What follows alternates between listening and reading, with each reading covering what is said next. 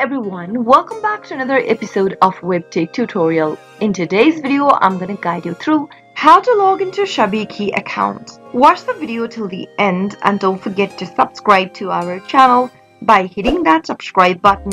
Press the notification bell so that you'll never miss another upcoming upload from us. Open up a web browser to get started. In the web address bar, type in Shabiki.com and press enter on a keyboard. Then after you do that, it'll take you to the official site of Shabiki, which looks like this. Shabiki is an online sports betting platform. If you'd like to log into your account, you can easily click on the login link at the top right hand corner.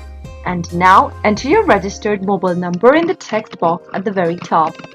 Head over to the next field and type in your password correct associated with the account. If you don't remember your password, click on the Forgot Password link beneath the login button and follow the instructions to reset to a new password. After filling in all of the information, click Login and you'll be able to log into your Shabiki account quick and easy. That was how it can be done. I hope the tutorial was helpful to you. If it was, go ahead and give us a thumbs up. I'll soon be back with more videos like this.